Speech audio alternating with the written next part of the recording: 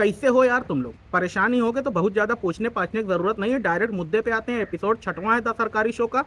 UPPSC एक exam conduct कराती है सचिवालय के समीक्षा अधिकारी और असिस्टेंट समीक्षा अधिकारी का।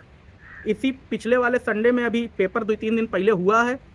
उस पेपर में लगभग 10,68,000 फॉर्म पड़ा था। 64% लोग लगभग पेपर देने पहुंचे। पेपर 2 पालियों में होता है, एक जीएस होता है, एक हिंदी होता है। पेपर का लेवल ठीक ठाक आया हुआ था, मतलब बहुत ठीक ठाक आया हुआ था। पेपर देकर लड़के जैसे निकले, उनके सामने एक आकस्मिक घटना घटित हो गई।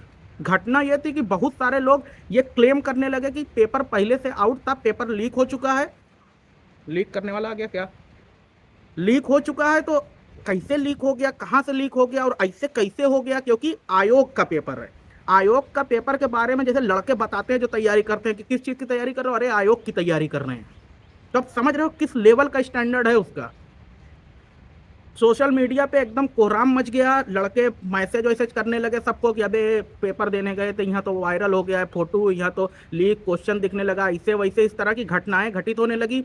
लेकिन शाम तक क्या हुआ, शाम तक आयोग ने एक नोटिफिकेशन निकाला। उसने कहा कि 64% की अटेंडेंस हुई है और पेपर निर्विघ्न रूप से, सुचारू रूप से एकदम कंप्लीट करा दिया गया है। लड़के एकदम बौखला गए। लड़के उसके बाद ट्विटर पे पहुंच गए। ट्विटर पे लगभग 2.5-3 लाख ट्वीट किया गया। ज़्यादातर जो विपक्ष के नेता होता है ये लोग भी आ गए, क्योंकि उनको अपनी पॉलिटिक्स भी अच्छी करनी है।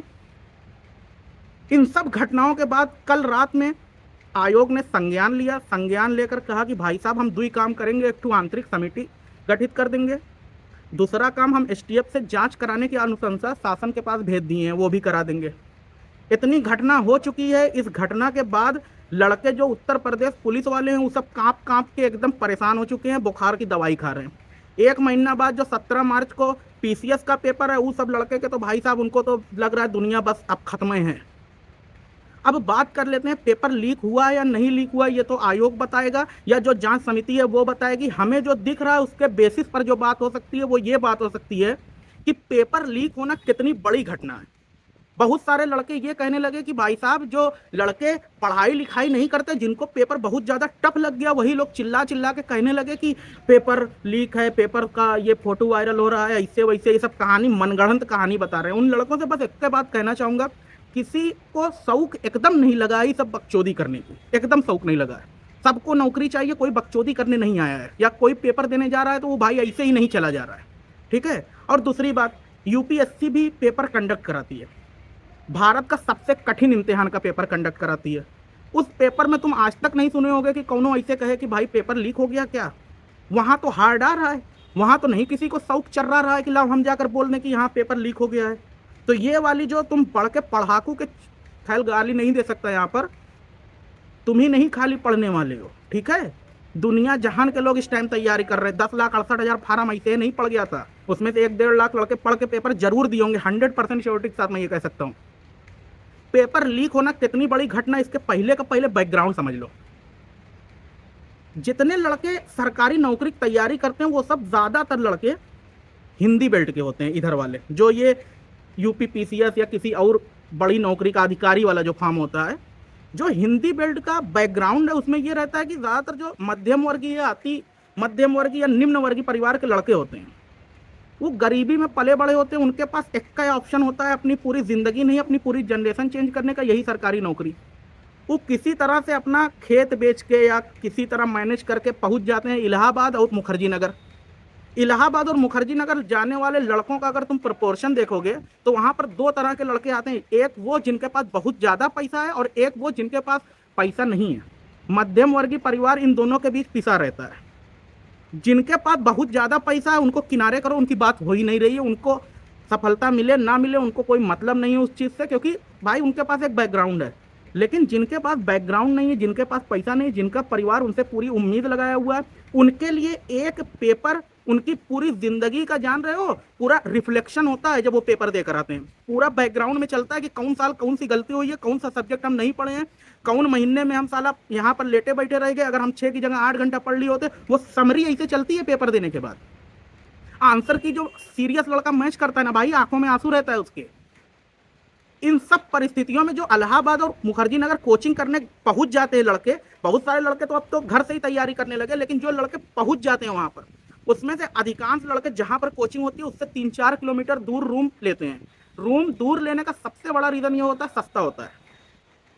बहुत सारे लड़के तुम मुखर्जी नगर में जाकर देखोगे, वो वजीराबाद संगम विहार जाकर रहते हैं, हाईवे क्रॉस करते हैं, वहां से ऑटो पकड़ते हैं, फिर मुखर्जी नगर अग्रवाल स्वीट के पास आते हैं, वहां से फिर वो पैदल चल के जितनी भी नेहरू विहार में कोचिंग है वहां पहुंचते हैं। तब वो फिर इसी तरह की प्रोसेस, पूरा एकदम लेंदी प्रोसेस लेकर चलते रहते हैं, तैयारी करते रहते हैं। हर महीने उनके घर से 10-12 हज़ार 15 हज़ार जो भी खर्चा आ सकता है घर वाले भेजते रहते हैं, इस उम्मीद में कि भाई साहब हमारा लड़का जब आएगा ना तो अधिकारी बन के आएगा। लड़का अधिकारी बनने जा रहा है, लड़के के पास खबर आती है कि जिस अधिकारी बनने के लिए तुम फॉर्म भरे थे वो पेपर संदिग्ध अवस्था में इस टाइम। फिर वही लड़का जब घर आता है पेपर देकर, उससे समाज सबसे पहले क्वेश्चन करता है, और बताओ कैसा हुआ पेपर, कब बनोगे सरकारी नौकर, कब तुम्हारी नौकरी लगेगी, कब अधिकारी बनोगे, कब लाल बत्ती से आओगे। वो समाज को अवॉइड कर सकता है, समाज से बोल सकता है नहीं ऐसे वैसे गरिया सकता है, लेकिन जब वो अपने घर के अंदर इंटर करता है तो सबसे पहला सवाल उसके माँ बाप पूछते हैं कि कैसा हुआ पेपर, कब तक करोगे तैयारी, कब होगा सिलेक्शन। ये सवाल ना कोई अवॉइड नहीं कर सकता, इसमें आदमी अंदर से एकदम टूट जाता है, क्योंकि इसका कोई जवाब है ही नहीं कि कब होगा सिलेक्शन और कब तक करोगे तैयारी। किसी के पास नहीं है, कितना बड़ा अधिकारी बन जाए उससे ये पूछ लेना कि भाई तुम्हारे पास ये जवाब था कि नहीं था। इन सब परिस्थितियों में इन सब को समराइज करके जब तुम देखोगे ना कि अगर ये वाली घटना घटित हो रही है कि पेपर लीक होने की अफवाह है या सत्य है, जिस तरह की भी जांच समिति बताएगी वो तो देखा ही जाएगा। अभी भाई लड़के ना बहुत टूटे हुए हैं अंदर से, जो सही सही तैयारी करके दिए थे। जो नहीं तैयारी करके गए थे वो हर एग्जाम में, उनकी बात ही नहीं हो रही है। जो ठीक ठाक तैयारी करने वाले लड़के हैं उनके लिए ये बहुत बड़ी घटना है। या आने वाला जो भी एग्जाम है उनमें एक तो साइकोलॉजिकल प्रेशर तो है ही कि भाई पता चला खूब मेहनत से पढ़ के गए, पेपर सही हुआ ही नहीं है। अब बहुत सारी कोचिंग वाले ऐसे हैं, बहुत सारी कोचिंग वाले, अभी पेपर के लीक की जब घटना का मतलब न्यूज़ आने लगी, कुछ कोचिंग वाले आए जो सपोर्ट में थे कि हाँ ठीक है ऐसे से घटना हुई, हम पूरा सपोर्ट कर रहे हैं। लेकिन अधिकांश कोचिंग वाले क्या कहने लगे कि भाई हमारी जिम्मेदारी नहीं है ये, हम आयोग नहीं है, हम सरकार नहीं है, तो तुम खाली चूतिया बनाने के लिए हो हैं। नहीं, जैसे मान लो एक तो डॉक्टर एक तो कंपाउंडर अपना रखा हुआ है, उसके यहाँ मरीज इलाज कराने जा रहे हैं, ड्रेसिंग करानी है, उनका चोट लगी है, वहां पर कंपाउंडर से बोल देना अरे कंपाउंडर साहब थोड़ा बांध दीजिए पट्टी। कंपाउंडर रोज पट्टी कर रहे हैं, रोज पट्टी कर रहे हैं। अब कल का जब कंपाउंडर के पास कोई बड़ी घटना लेकर चले जाओगे तो कंपाउंडर ये थोड़ा कहेगा कि अरे हम थोड़े कुछ कर रहे थे हैं, वो तो डॉक्टर साहब बताएंगे। नहीं तो तुम काहे पट्टी बांध रहे थे, हाँ भाई तुम भी स्टैंड लो पूरा। जब तुम इतना पैसा पेले पड़े हो तो स्टैंड लेने का भी अधिकार तुम्हारा ही है, जिम्मेदारी है वो तुम्हारी।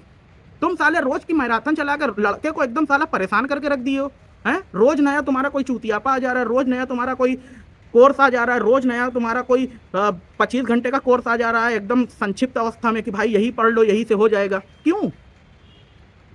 गरीब लड़के को ख्वाब दिखाना छोड़ दो भाई, उसका ख्वाब उसको खुद पता है।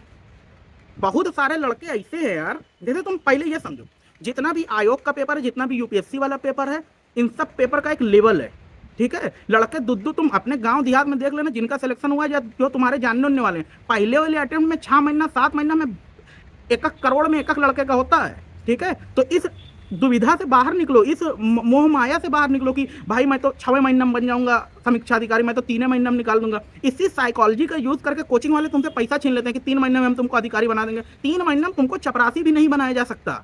ये बात अपने जहन में रख लो। जिस हिसाब का पेपर आ रहा है ना, तुम 3-3 साल पढ़ोगे तब थोड़ा ठीक ठाक लेवल होगा। जितने इन डेप्थ पूछ रहा है, तुम कौनो 1 to 1 लाइनर वाली किताब पढ़ के अब नहीं निकाल पाओगे। इन सबसे दूर हो जाओ, नहीं तो तैयारी की तुम्हारे नहीं ऐसे करते रहोगे। कोचिंग वाले रोज तुमको मोटिवेट कर देंगे, करो मोटिवेट होकर, अपना पैसा खराब करोगे, अपने अम्मा बाप पैसा खराब करोगे, हो ही रहा है पैसा खराब। अब जो आगे आने वाला एग्जाम है उत्तर प्रदेश पुलिस वाला और जो पीसीएस होने वाला 17 मार्च को, इसको लेकर लड़के बहुत डरे हुए हैं कि क्या होगा, कैसे होगा, पेपर का लेवल क्या आएगा। मास्टर कट ऑफ भी बताना स्टार्ट कर दिए कि देखो पुलिस वाले कट ऑफ इतनी चली जाएगी, ये हो जाएगा वो हो जाएगा। भाई साहब पढ़ो खाली किताब उताब से, इन सब दुविधाओं में मत रहो, ठीक है। कि बताना यार एपिसोड कैसे लगा हम लोग को। और एक बात रुको, अभी आयोग ने समिति का गठन कर दिया, एसटीएफ से जांच करने की अनुशंसा कर दी है, सब कर दिया है। भाई साहब इस सब प्रोसेस में ना तुम लोग ढीले मत पड़ जाना कि भाई ठीक है जो होगा देखा जाएगा। जल्दी जल्दी उसी तरह का मतलब सिनेरियो क्रिएट किए रहना, ट्विटर पे एकदम, फेसबुक पे एकदम पूरा लिखे पड़े रहना, ठीक है, कि जल्दी से वो चीज़ आ जाए रिजल्ट की हुआ है कि नहीं हुआ है, और अगर हुआ है तो अब क्या होगा। ये सब घटनाएं ना जल्दी से हमको परिणाम भी इसका मिल जाए, ठीक है। तो बाकी मिलते हैं यार अगले एपिसोड में। बताना कैसी लगी वीडियो, मेरी कोशिश देखो। हाँ 2 मिनट और मैं बताऊंगा, वीडियो थोड़ा लंबी होगी उसके लिए माफ़ी चाहता हूँ। बहुत सारे लड़के कहते हैं कि साले इतने नॉलेज तुम्हारे, तुम निकाल क्यों नहीं रहे हो, कहानी अधिकारी बन जाओ। भाई मुझको, मैं जो कर रहा हूँ उसमें मैं बहुत खुश हूँ, मैं इतना पैसा कमा रहा हूँ कि जो मतलब ठीक है, ज़िंदगी मेरी बहुत बढ़िया चल रही है। दूसरी बात, बहुत सारे लड़के ऐसे हैं जो कहते हैं कि दूसरी बात, बहुत सारे लड़के ऐसे जो कह रहे हैं तुम बहुत डिमोटिवेट कर दे रहे हो, बहुत ज़्यादा तुम लड़कों को प्रेशराइज कर रहे हो ये सब बता के। भाई जो सच्चाई है, मेरा मेन पर्पज़ यही था यार, मैं ये सीरीज स्टार्ट करने का सबसे बड़ा पर्पज़ यही था कि एजुकेशनल कॉमेडी, सार्केस्टिक कॉमेडी के रूप में एक मैं अपनी पहचान बना लूँ कि भाई कल का कोई लड़का तैयारी करे तो उसको ये पता होना चाहिए किस चीज़ की तैयारी कर रहा है, क्या गलत कर रहा है, क्या सही कर रहा है। ठीक है, तो डिमोटिवेट करने के लिए भी लोग होने चाहिए, एक आध दो लोग बहुत ज़रूरी है ज़िंदगी में, जो तुमको डिमोटिवेट करे, जो तुम्हारी तुम्हारी हैसियत दिखाएं कि तुम कहाँ स्टैंड कर रहे हो या क्या तुम गलत कर रहे हो। ठीक है, तो ये सीरीज़ ऐसे ही चलती रहेगी। बाकी बहुत बहुत शुक्रिया यार, जो ROAR वाली मैंने पिछली वीडियो बनाई थी उस पर ये था कि 1 लाख से ज़्यादा व्यू हो गए। लॉन्ग वीडियो पे 1 लाख से ज़्यादा व्यू होना बहुत बड़ी बात होती है, मेरे लिए तो बहुत बड़ी बात है। जो लोग कोचिंग वोचिंग वाले पैसा देकर ये सब वीडियो अपना खूब व्यूज़ लाए रहते हैं, मैं एक साला ईंट के पीछे एक दीवार पर खड़ा होकर कुर्सी पर बैठ के एक स्टैंड लगा के वीडियो बना के इतना व्यूज़ ले आता हूँ, तो वो मेरे लिए बहुत बड़ी बात है। तो ऐसे ही सपोर्ट करते रहो यार, वीडियो देखते रहो, सब्सक्राइब करो ना करो उससे बहुत ज़्यादा फर्क नहीं पड़ेगा। मिलते हैं।